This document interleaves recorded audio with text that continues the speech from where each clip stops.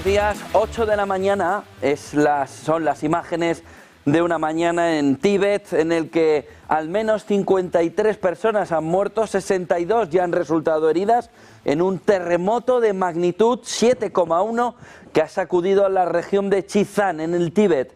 Según están hablando ya las autoridades chinas, las labores de rescate están en marcha ya que se teme que muchas personas estén atrapadas entre los escombros. El Ministerio de Gestión de Emergencias de China dice que unas 1.500 personas estarían involucradas en la respuesta de emergencia. Xi Jinping, el presidente chino, ya ha ordenado todas las medidas para minimizar las víctimas y manejar las consecuencias del terremoto de manera eficiente, según está diciendo Xinhua a estas horas. Terremoto de magnitud 7,1 que ha sacudido la región de Xizang en el Tíbet. China intentando minimizar, como está diciendo Xi Jinping, los daños de un duro terremoto en este inicio de 7 de enero en el que despertamos con esta primera trágica fotografía del día, en una jornada en la que se mira al final de una administración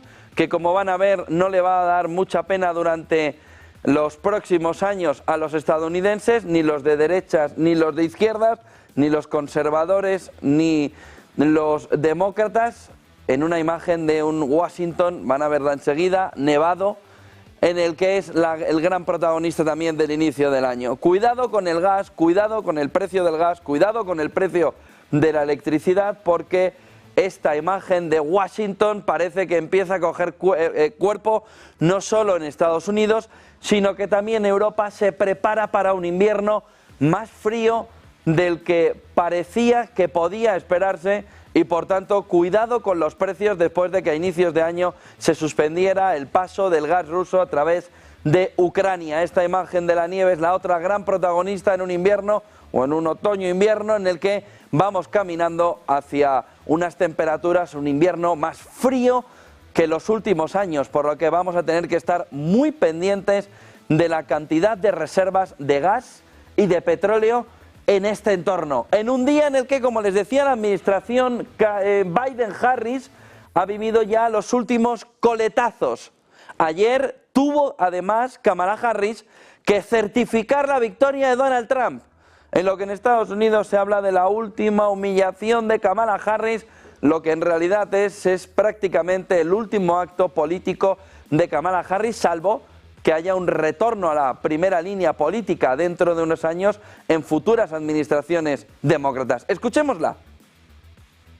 President and Vice President of the United States, each for a term beginning on the 20th day of January 2025, and shall be entered together with the list of the votes on the journals of the House and the Senate. Thank you very much.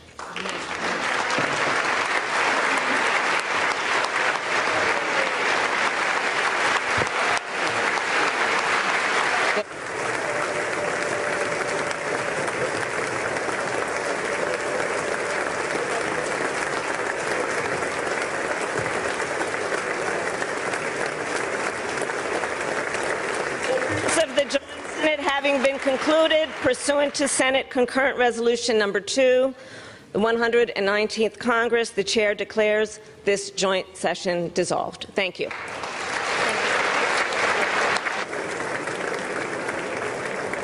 8:04 de la mañana. 8:04 de la mañana es el punto final de la administración Biden-Harris. Lo ven aquí como se despedía y verán también enseguida cómo J.D. Vance tomaba también el camino de entre la bancada republicana, coger el tono de la llegada de la administración de Donald Trump, de la segunda administración de Donald Trump, de la administración Trump-Vance. Kamala Harris decía así, ponía el punto final, pero no solo a ella, sino también al entorno de Joe Biden, donde luego veremos cómo hay artículos en el último día en Estados Unidos y del lado demócrata que apuntan a que Biden era el puente entre Donald Trump y el futuro en Estados Unidos. El puente ni tan siquiera se ha llegado a terminar de construir, ha quedado vacío. el final, se acabó, no habrá obra, no habrá finalización del puente. Pero si en Estados Unidos el clima ya es de caminar hacia la nueva administración, arriba de Estados Unidos, en Canadá, el clima es de poner también punto y final al otro movimiento o gran movimiento woke que se ha vivido en los últimos 9 años, pero sobre todo en los últimos 4. Ha servido de muleta para Biden en gran parte de la ideología extendida por todo el mundo y Trudeau ayer se fue a casa. Vamos a ver por qué esta mañana el nombre que aparece es el del exgobernador del Banco de Canadá. Todo parece indicar que habrá carrera, que habrá pelea entre varios candidatos para tomar el testigo de un Justin Trudeau que se marcha, además empujado por los propios de su partido, diciéndole no nos dejes el partido que no se pueda prácticamente ni reconstruir. La cita histórica de su renuncia llegó ayer, aunque durante todo el día, a través del diario Globe, se iba planteando que durante la semana llegaría la renuncia. No quiso alargar la espera, no quiso alargar la agonía. Justin Trudeau, que anunciaba de esta manera que dejaba ese liderazgo de Canadá, una vez que también Biden-Harris dejaban el de Estados Unidos definitivamente. Escuchen a Justin Trudeau.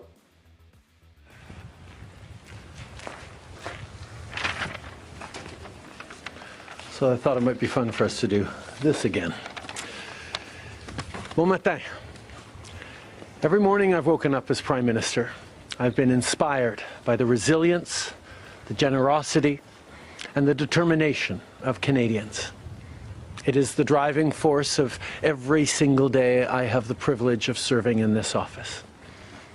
That is why, since 2015, I've fought for this country, for you, to strengthen and grow the middle class. Why we rallied to support each other through the pandemic, to advance reconciliation, to defend free trade on this continent, to stand strong with Ukraine and our democracy, and to fight climate change and get our economy ready for the future. We are at a critical moment in the world. We are in the critical moment in the world. Estamos en un momento crítico para el mundo. Bueno, esta frase se puede decir en cualquier momento de la historia. Siempre se está en un momento crítico depende de cuál sea el objetivo. Han sido años en el que el dúo Biden y Trudeau, y junto a Trudeau, gran parte de las élites han implementado un movimiento woke, un movimiento de agenda cultural, de agenda económica, de cambio, de reseteo, recuerden, económico, a escasos días del inicio del foro de Davos, que abrirá sus puertas el 20 de enero, parece que el mundo que intentó construir se derriba, se cae a pedazos, en un entorno en el que deja más dudas que certezas la salida. Todo parece indicar que Biden podía hacer un cambio, según los demócratas, hacia una nueva economía. La nueva economía ni existe ni se le espera.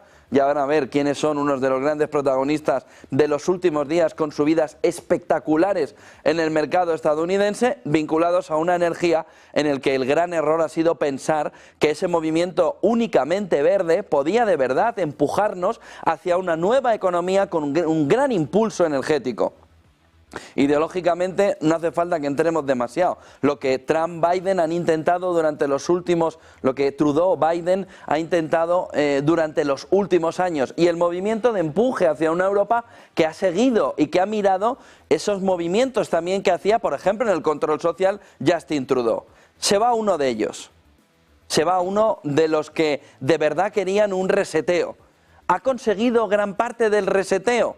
En lo ideológico puede que sí, en lo económico ha sido un desastre, al igual que lo fue y que lo ha sido Joe Biden, todo era grandes titulares. Vamos a ver, cuando pase el tiempo, qué nos han dejado por ahí sembrado que pueda generar un problema para el conjunto económico, con una economía hiperendeudada, con una economía vinculada a grandes proyectos que no terminaban de aparecer por ningún lado, con una economía en unas dificultades que vamos a ver en el corto plazo cuando ellos dejen de usar ese maquillaje al conjunto de la economía. Se marcha Justin Trudeau y para muchos en Occidente es una gran noticia por lo que significaba, sobre todo en el movimiento de cambio hacia el control social.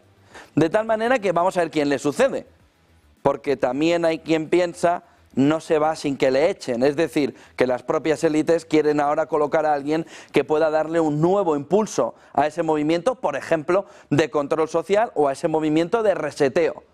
Vamos a ver a partir del 20 de enero en el foro de Davos, donde ya saben que estará allí Negocios Televisión intentando de contarle lo que hay entre pasillos y despachos, y sobre todo con la fotografía del otro que se marcha, que es Shop. Es decir, los del reseteo se están marchando todos. Vamos a ver qué es lo que nos viene después del reseteo. Pero la noticia de Justin Trudeau es clave para intentar entender que se cae un modelo. No solo la administración Biden, sino que el influjo posterior a la pérdida de la administración Biden llega a golpear incluso a un Justin Trudeau que ve que ahora no es el escenario, no es el entorno de jugar la partida. La nieve es la gran protagonista, lo hemos visto al inicio en Washington, lo vemos por ejemplo ayer en la salida también que se veía de Joe Biden desde Washington.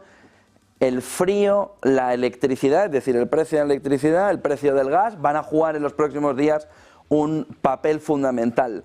En una mañana, 8 y 11 de la mañana, en la que tenemos protagonistas alrededor sobre todo de lo que se está moviendo, ¿dónde?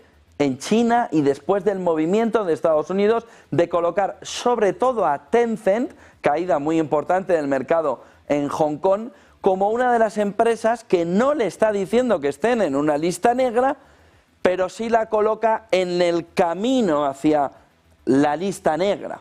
La mañana nos deja unos puntos fundamentales. Fíjense por un lado cómo empresas chinas como Tencent o Cattel caen tras las sanciones, pero no sanciones, como un poco pixelada esa fotografía alrededor de que de verdad vaya a haber un movimiento de sanciones. SP500 esta mañana en un movimiento a la baja del 0,19%, Nasdaq 0,26% también en negativo, después de las subidas prácticamente de medio punto porcentual en la jornada de ayer, donde el SP500 tocaba esos 5.975 otra vez. Si nos vamos al mercado asiático durante la noche vemos un movimiento sobre todo de recuperación en el Nikkei en Japón, cerca del 2%, 1,97% de subida. Sin embargo, lo de Tencent, el movimiento de Estados Unidos alrededor de Tencent marca el camino de un retroceso cercano al 1,7%, 1,63% de caída frente al movimiento de subida del Nikkei, muy centrado sobre todo en lo que está sucediendo con la posibilidad de nuevas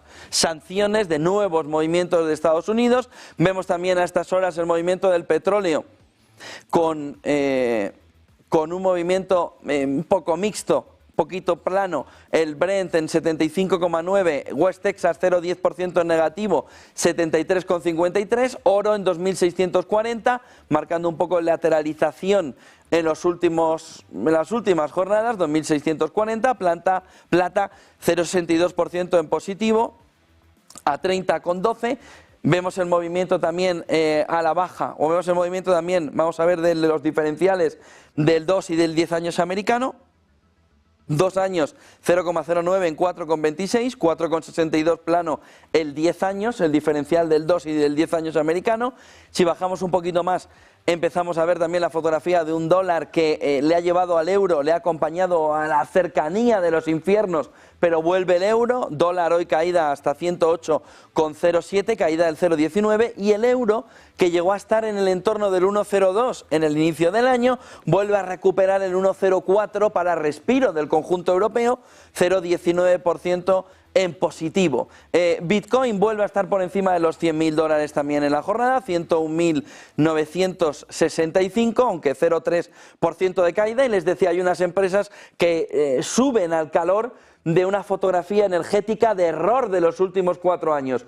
Cómo poder impulsar la energía, la inteligencia artificial, los ordenadores cuánticos, el mundo cripto, en un entorno donde el mundo verde no consigue darle lo que necesita. Miren más abajo y vamos a acercarnos a las energías. Aquí están, Oklo, la primera de ellas, subida ayer del 10%. Si le hacemos, por ejemplo, un mes atrás en la fotografía, van a ver el movimiento al alza desde que empiezan. Oklo es también de Sam Altman, de OpenAI. Es una compañía que lo que busca es crear pequeños reactores nucleares en aquellas zonas, sobre todo empresariales, donde dice, no quiero parar la producción, no quiero que se me caiga la producción, no quiero tener problemas en un entorno donde puedo tener un corte de electricidad por culpa de una sobrecarga de la demanda en mi zona. Oklo, una compañía donde Sam Altman dijo, aquí puede estar el futuro, se metió ayer un 10% arriba, lleva más de un 40% también en las últimas jornadas.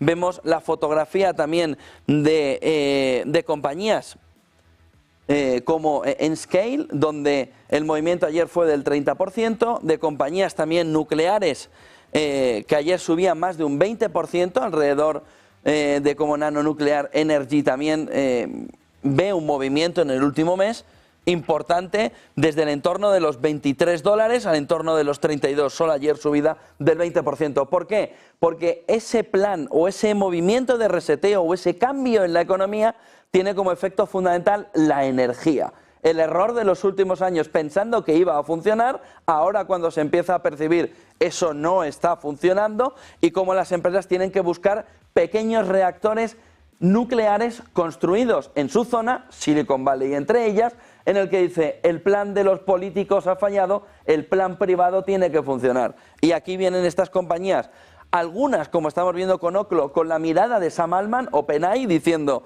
el camino tiene que ser una energía barata, pero que permita, y limpia, pero que permita de verdad responder. Y a partir de ahí están surgiendo estas empresas. Matt Carney es el nombre que les decía, que está ya hablándose como posible sucesor del primer ministro de Canadá, pero va a tener un movimiento importante, sobre todo de disputa, de carrera. Tencent y Cattle, Tencent con esa caída del 7,5, ojo porque veíamos cómo Meta donaba una parte de presupuesto para Donald Trump, para $1 millón de dólares, para la inauguración del 20 de enero, ahora vemos cómo Meta refuerza la junta directiva. ¿Con quién? Con una persona cercana a Donald Trump, que estaba en la UFC, y que entra en la junta directiva de Meta. Es decir, cómo Silicon Valley va cambiando la chaqueta, va girando alrededor de una nueva administración con la que quiere llevarse. Ya vendrán elecciones y volverán a posicionarse en un entorno demócrata. Pero mientras, quítate la chaqueta, cámbiatela, ponte al lado de Donald Trump y a esperar que pasen estos próximos 4 años. Ojo a lo que está pasando en Groenlandia. Donald Trump Jr. Visitando Groenlandia mientras empiezan a resurgir los planes de compra. Pertenece a Dinamarca, no es broma, y tampoco es el monopolio de Donald Trump, pero empieza a surgir una pregunta. Oiga, ¿es que es expansionista Putin? ¿Es que es expansionista? A ver si es que es expansionista además o es Estados Unidos. Es decir, el movimiento a Dinamarca decirle, si yo la voy a cuidar, si yo puedo quedarme con Groenlandia, sabiendo que además tiene una importancia geoestratégica, una importancia económica, una importancia de posición muy importante, el movimiento de Estados Unidos, que ha venido con decirle a Canadá, igual debería ser el estado número 51, y que está viniendo con Groenlandia diciéndole, ¿por qué? A Dinamarca, ¿por qué no me la vendes? Como si Groenlandia fuera una parte del Monopoly que puedes intercambiar solo cayendo en su casilla. De tal manera que cuidado con esa mirada también de decir, expansionista, ¿quién es expansionista? Vamos a ver, al final, con la mirada dentro de unos años, pero el movimiento por parte de Estados Unidos en Groenlandia no está gustando demasiado alrededor, también en Europa, de cuál es el plan entonces alrededor del expansionismo. ¿Frenarlo con más expansionismo? ¿O cuál es el plan? Nvidia ha revelado también en el CES tarjetas gráficas avanzadas con tecnología de Blackwell, que era uno de los chips importantes que se estaba diciendo que había una gran cantidad de demanda, y en Europa, pues las penas de todo el año pasado que vienen también este año. Intel frenando una inversión en Alemania que podría llegar al entorno de los 38.000 millones de dólares, amenazando sobre todo ese sueño de que Europa sea un entorno de semiconductores clave para el desarrollo y para el mundo. Ahora mismo no parece que Europa vaya a estar en esa posición, no parece que Europa vaya a estar en ese entorno. Una cuestión ayer empezó a darnos un giro, y es el entorno de si el cambio de opinión, que aquí lo hemos visto con Sánchez, está extendido, largo y tendido. ¿Por qué y cómo? Alrededor de cómo ayer planteaba Washington Post que Donald Trump podría hacer un cambio en la política arancelaria. Es decir, en lugar de aranceles para todos, aranceles para ti, para ti, para ti, para ti y para ti. Donald Trump dijo que era una fake news. Pero estamos ya como en la legislatura, como en la administración del 2016 al 20. Globo sonda, medio filtrando, administración rechazando o aceptando. Ojo, porque Donald Trump ha dicho que esto es una fake news del Washington Post, pero hay muchos analistas que estarían planteando valóralo, Donald. ¿Por qué?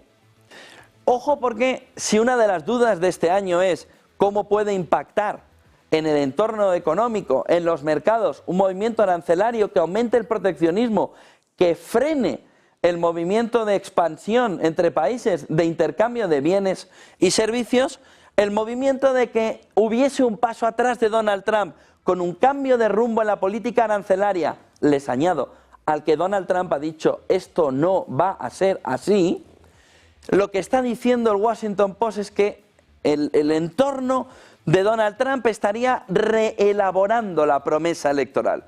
Esto no gusta en el entorno republicano, pero el Washington Post dice que tiene fuentes suficientemente fiables para que aunque Donald Trump diga que eso es una fake news y que eso no va a suceder, ellos digan que sí se está reelaborando la promesa electoral de, y esta es la clave, aranceles universales en todas las importaciones.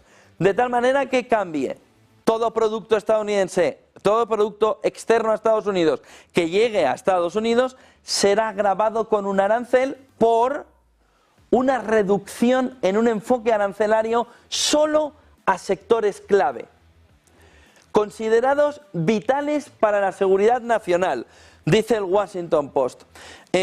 Lo que plantea es arancel universal basado en sectores que sería más sencillo de digerir, dicen esas fuentes del Washington Post, para el conjunto de la economía interna y externa. ¿Dónde estaría poniendo el foco la administración Trump, que ha negado lo que está diciendo el Washington Post? Pero que, fíjense, los sectores sin un problema electoral, sectores a los que se le puede ir jugueteando de un lado para otro, para que no se quejen, pero sobre todo que tiene un enfoque importante sobre la seguridad nacional. La razón fundamental de la inclusión de Tencent en la lista esta madrugada es que considera Estados Unidos que Tencent es una empresa militar china.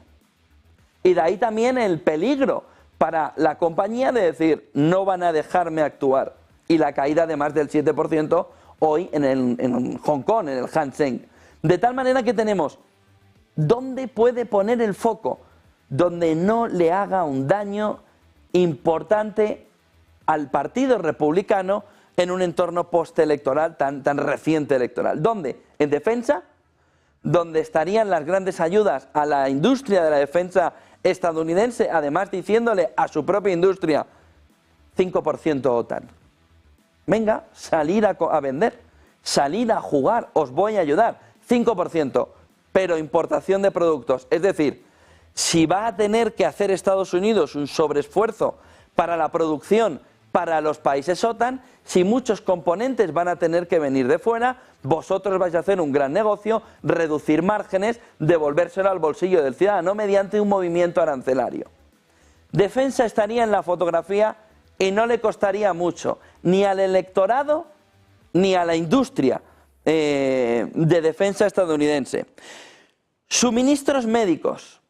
Otro de los elementos clave que Donald Trump considera que un movimiento arancelario de suministros permitiría sobre todo defender la industria nacional, y el otro punto fundamental, la energía, donde Estados Unidos quiere ser expansivo, donde quiere que su gas natural se empiece a consumir no solo en Europa, sino en gran parte del mundo, con lo que busca intentar apuntalar tres sectores que sean clave en el exterior, que pueda defenderles del exterior y que además a esta industria, a estas tres industrias les diga un poquito menos de beneficio, reparto al ciudadano / elector contento, por lo que en esos aranceles le devuelven una rebaja fiscal y miel sobre hojuelas para la industria que recibe el apoyo de una expansión de su negocio.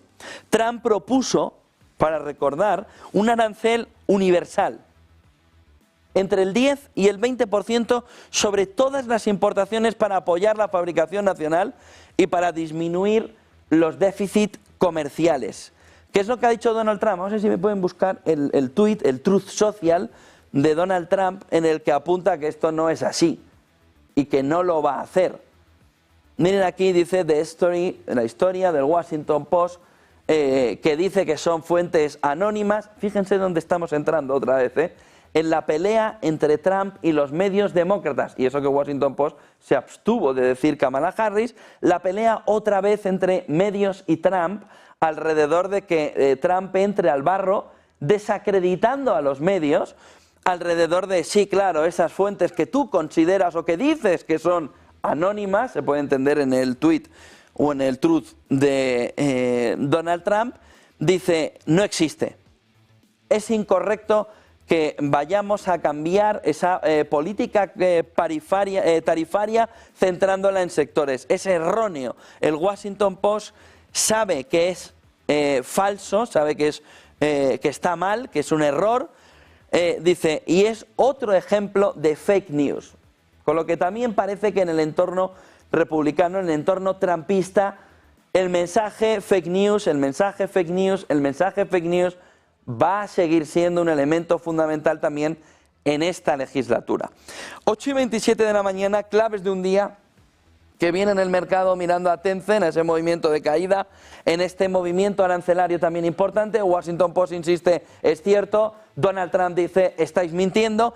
¿Tenemos o no un replanteamiento de la política arancelaria para centrarla solo en diferentes sectores en lugar de en todos los productos? Es la pregunta clave esta mañana.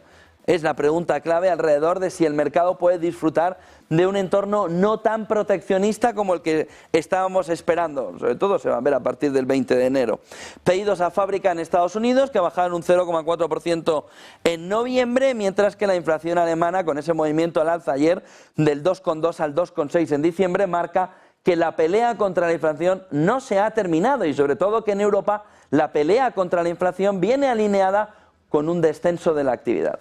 Con lo que tiene que jugar como un malabarista Christine Lagarde alrededor de crecimiento e inflación. Y eso ya lo sabíamos, pero se va confirmando. Y luego ese movimiento de ralentización de los pedidos a fábrica en Estados Unidos nos marca que vamos a tener que estar vigilantes también alrededor de una economía de Estados Unidos que puede ser menos potente quizá en el primer semestre de lo que el inversor estaba esperando. Estados Unidos ha firmado un contrato histórico de 840 millones con Constellation por más de 1 millón de megavatios hora de electricidad libre de carbón. ¿Dónde estamos? ¿Qué punto o cuál es uno de los puntos fundamentales? El de la energía, el de cómo podemos transicionar de la transición. Había una transición verde hacia un mundo económico que nos estaban prometiendo, un reseteo económico que ya no cuela. Y lo que están haciendo las compañías y lo que está haciendo también Estados Unidos es empezar a replantear. Hay que caminar a un entorno donde la energía sea lo más limpia posible, pero no dejando el progreso a un lado para ir mirando al sol a ver si hoy sale con nubes o sin nubes. Pero ojo al movimiento de Estados Unidos y ojo porque Europa está mirando, pero no está actuando en este entorno. Más problemas para von der Leyen. El presidente de Austria encarga a la derecha no globalista, a la ultraderecha, derecha no globalista, ultraderecha, derecha no globalista, la de Herbert Kickl, que intente formar gobierno. Sería el primer gobierno de derecha a derecha desde la Segunda Guerra Mundial en Austria. Con lo que va marcando el camino hacia un cambio también en Europa y va poniendo también en la fotografía de von der Leyen de baja por neumonía desde hace ya unos días, en el que cada vez más problemas se le van acercando en un entorno europeo que gira a la derecha, que va virando a un entorno trumpista, que va girando hacia la derecha, hacia una derecha-derecha, pero que para la derecha-derecha es una derecha moderada. Con lo que esa ventana de Overton se nos va girando, se nos va moviendo a un entorno más conservador también en Europa, cogiendo el influjo, el empuje de la llegada de Donald Trump. Pero más problemas para von der Leyen para intentar alinear una estrategia común centrada en los dos partidos de siempre, en el Partido Popular Europeo, en los conservadores europeos y en los socialistas europeos. Esa estrategia empieza a hacer aguas porque los gobiernos europeos van virando ante la mirada de sus electores de que nada cambia aunque dicen que todo cambia, que era el gran lema además de los primeros aristócratas donde ellos se miran, que era el lema de ese movimiento de todo para el pueblo pero sin el pueblo. El pueblo empieza a entender que todo para el pueblo, si no hay nada y encima es sin el pueblo, es que es cero y cero. No hay suma cero, es que es cero.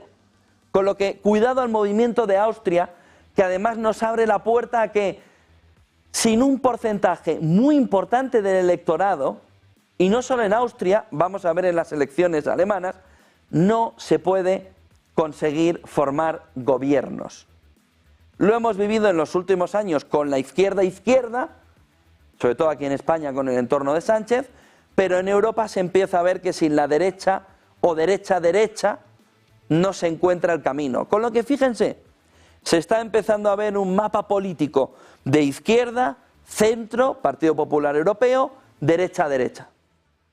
De tal manera que se va abriendo un nuevo panorama político, donde Justin Trudeau, como hemos visto al principio, es uno de los últimos de la época anterior. Renuncia como líder del Partido Liberal y primer ministro de Canadá.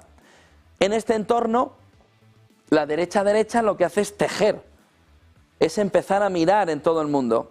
¿Qué es lo que se ha visto en las últimas horas? A Meloni, Musk, miren, alrededor, dice Bloomberg, de cómo Meloni se va acercando al entorno de Musk y Trump en lo que es un win-win para ambos, y dice Bloomberg, pero un gran riesgo. Giorgia Meloni reuniéndose en Mar-a-Lago durante el fin de semana con Donald Trump, con Elon Musk, ahí en la sombra o sin la sombra ya, marcando el camino de lo que para ellos es un win-win, para una parte del mundo, sobre todo del ala más de izquierdas, es un gran riesgo. Sobre todo porque lo que plantea es cómo le habría planteado, dice Bloomberg durante el fin de semana, los grandes riesgos que Europa le puede dar a Estados Unidos.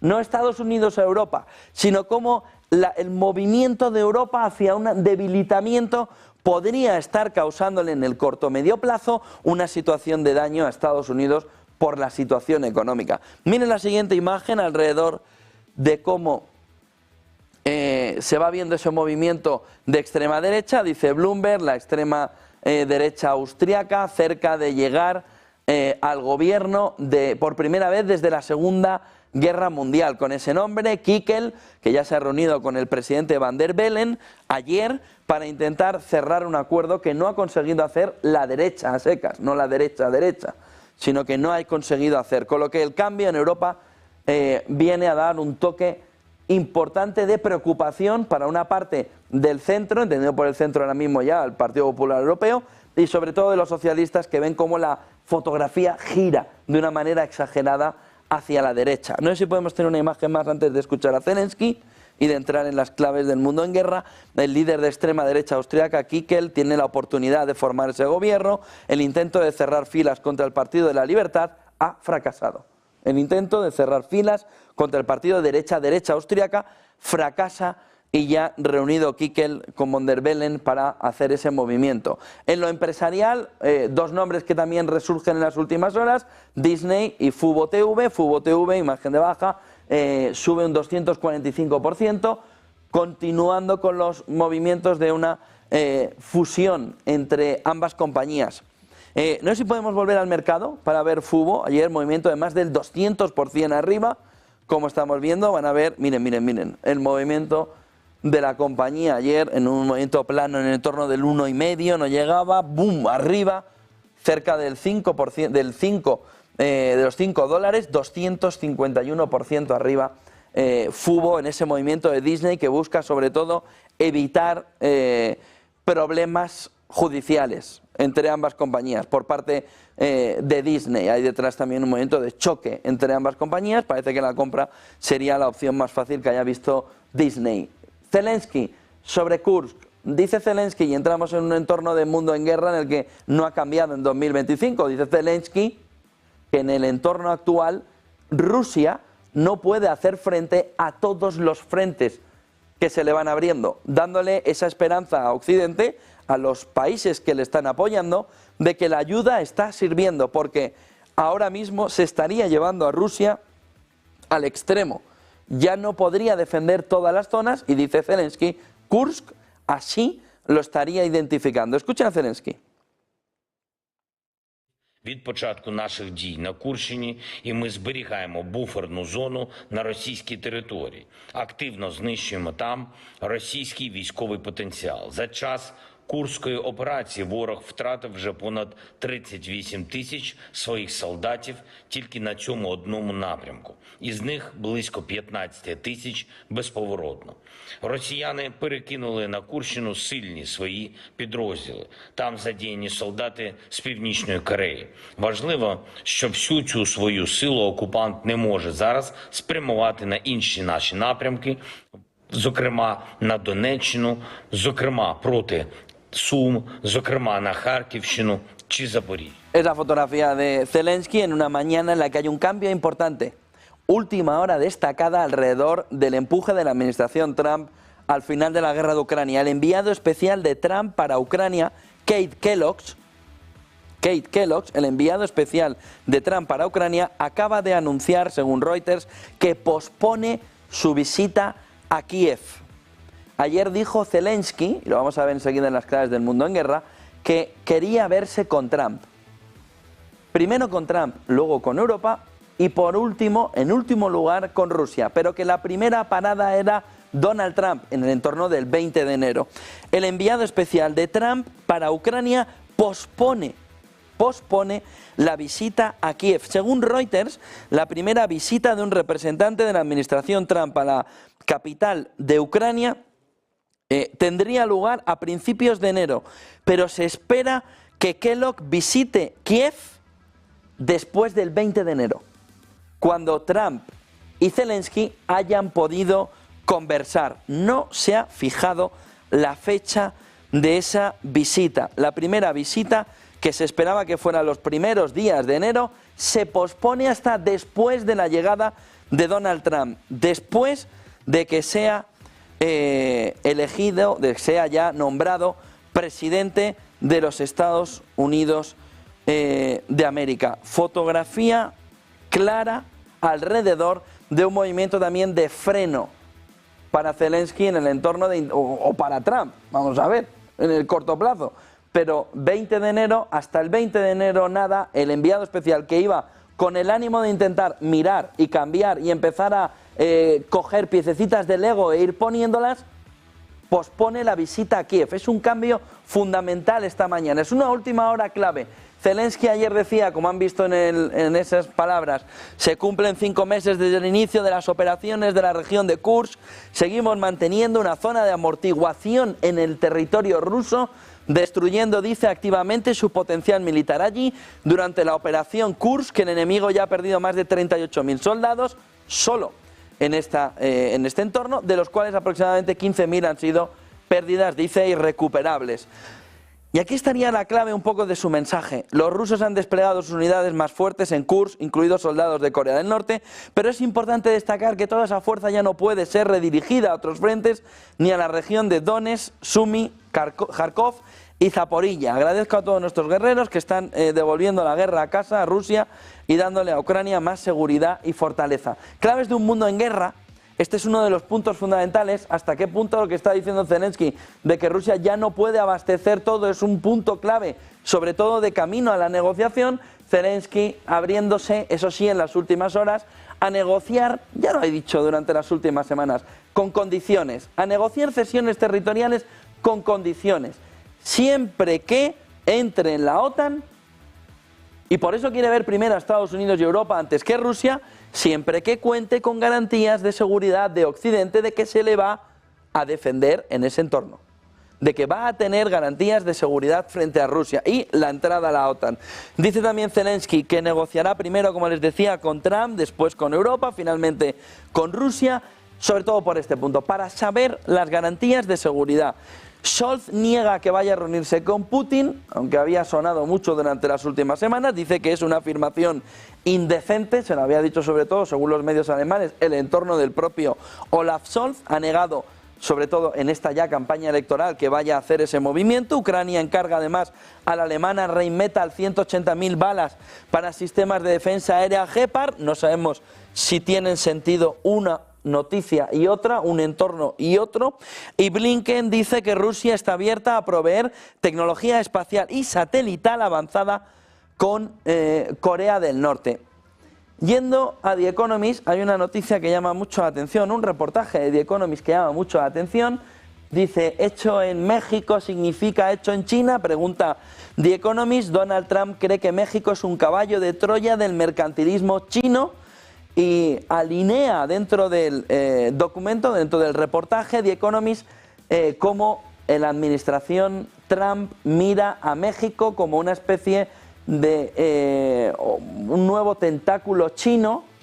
Tiene más trabajo otra vez Sheinbaum en este entorno de diplomacia y más diplomacia para decirle, pero si lo que estamos diciéndote es que somos un país independiente y que hacemos negocio con quien consideramos.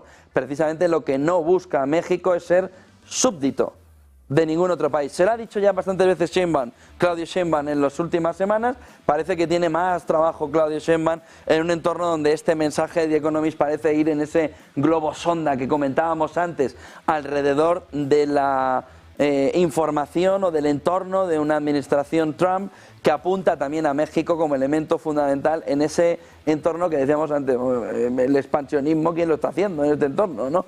Pero la fotografía de cómo se plantea solo esta historia ya marca el camino de la tensión que se le quiere poner a México, bien llevada hasta ahora por Claudio Sheinbaum en una diplomacia de guante blanco. Es decir, pero si lo que buscamos es independencia, que lo que buscamos es nuestra soberanía, nuestros intereses, que en algunos escenarios nos lo resuelve China y otros Estados Unidos, eso es un mundo libre, ¿no? Pero el tema lanzado por The Economist al entorno de la opinión pública estadounidense no es menor, sobre todo por lo que estaría en el subtítulo planteando. Donald Trump cree que México es un caballo de Troya del mercantilismo chino. Es que no es menor lo que está planteando en este entorno. Biden y la administración Biden tuvieron ayer además ese último momento, ¿no? Que en Estados Unidos han hablado de incluso de humillación de Kamala Harris, teniendo que certificar la victoria por ser la vicepresidenta de Donald Trump. Ayer también se celebraba ese 6 de enero, Biden hizo un artículo en Washington Post, estuvo durante todo el día diciendo no olvidar, no olvidar, no olvidar, no olvidar. Biden insta a los estadounidenses a no reescribir ni a olvidar el 6 de enero del 2021. Hay una queja importante alrededor de que haya indulto sobre los que estuvieron en esa cita hace 4 años. Olvida Biden el indulto a su propio hijo, con lo que estamos en un entorno de mejor no digan mucho, pero lo dice. Biden instando a los estadounidenses sobre todo a no reescribir ni a olvidar el 6 de enero del 2021. El artículo que les comentaba desde el principio se lo recomiendo en el Washington Post, porque es un entorno, vamos a ver si podemos ver el siguiente artículo, porque es un entorno que nos marca el camino de cómo la propia prensa demócrata está decepcionada con la administración Biden-Harris, y marca el camino de que un cambio muy grande tiene que haber en el próximo candidato para que vuelva el redil. Se hablaba mucho de que Biden era el puente entre una generación y otra, el puente entre un Estados Unidos y el siguiente Estados Unidos. Y lo que dice Matt Bai en este artículo de opinión, que ha sido de lo más leído en los últimos días en Estados Unidos, en este artículo de Washington Post, es que el legado de Biden nos muestra que el puente no ha ido a ninguna parte, que no hay puente. Que nos dijeron que iban a construir un puente, pero el constructor del puente entendió al final que era la mejor opción incluso para pelear contra Donald Trump y evitar que fuera presidente. Donald Trump va a ser presidente el 20 de enero. Con lo que dice, el puente a ninguna parte, tanta promesa desperdiciada, tanta palabra vacía, tanta palabra hueca, como tantos en su generación prometió empoderar a un nuevo liderazgo. y luego se negó a salir, del camino. Se negó a ceder el testigo.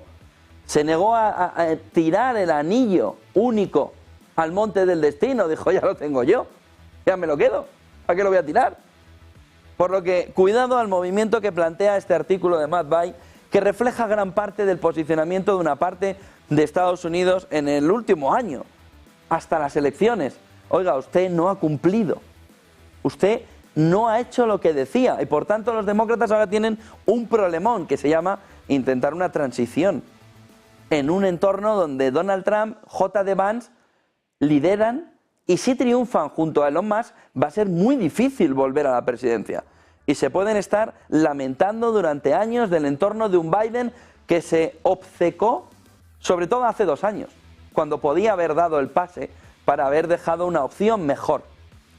Musk, que sigue también en ese entorno que yo les decía antes, pero ¿quiénes son aquí los expansionistas? Miren el tuit de Elon Musk, alrededor de la encuesta que planteaba ayer sobre si Estados Unidos debería liberar al pueblo de Gran Bretaña de su gobierno tiránico. De tal manera que el choque también entre Starmer y Elon Musk, no entre Starmer y Trump, no sé si se está dando cuenta cuál es el papel que está jugando en este entorno Elon Musk, está lanzándose él por delante al choque, dejando atrás a Donald Trump para que no entre en todas las peleas, pero solo fíjense en la encuesta. Estados Unidos debería liberar al pueblo de Gran Bretaña de su gobierno tiránico, y va ganando el sí, pero de calle. Y va ganando el sí, pero de calle. ¿Por qué? Porque en el fondo es populismo. Pero ojo lo que significa esto diplomáticamente. Y que tengamos un choque no solo entre Europa y Estados Unidos, sino entre Estados Unidos y Reino Unido, los orígenes. Entre Estados Unidos y Reino Unido. Miren la siguiente imagen y nos vamos enseguida a ver la preapertura del mercado. Miren lo que llevaba anoche cuando yo hice la captura. Un movimiento de victoria salvaje. Pero bueno, no tiene ninguna importancia, salvo que piense que no es una broma. Pero entendemos que Elon Musk piensa que es una broma. Lo entendemos. Miren la siguiente imagen. Alrededor, fíjense cómo viene el 7 de enero, Dice Financial Times, dice Gideon Rachman en Financial Times, que Putin más Trump causan problemas para la seguridad europea. Dice que el rearme alemán es crucial para reforzar las defensas de Europa. Y plantea Gideon Rachman que el único país que tiene un déficit, una deuda pública baja en el entorno del 6%, del 60%, perdón, es Alemania.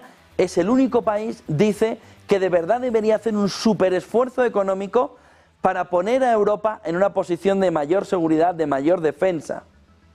Y dice, aunque 2 países europeos, Polonia y Francia, sientan el tembleque de ver cómo Alemania vuelve a reforzarse armamentísticamente. Pero dice Gideon Rachman, no hay otro camino que el poder emitir conjuntamente deuda para llegar a un entorno del 5% de gasto de defensa de los países OTAN europeos, y es Alemania el que debe ceder e impulsar el camino. Y lo que plantea Gideon Rachman en este artículo de FT que les recomiendo es que no hay alternativa, que no es solo Putin, es Putin más Trump que le está diciendo invierte, invierte, invierte, invierte, invierte en tu propia defensa. Y lo que dice es, en ese camino, solo un país en Europa puede de verdad endeudarse porque tenga camino para endeudarse, que es Alemania. Y fíjense porque la coletilla es importante. Aunque Francia y Polonia se queden en esa sensación de frío alrededor de ver cómo Alemania vuelve a rearmarse. 8:49 de la mañana, vámonos a la preapertura del mercado en Europa.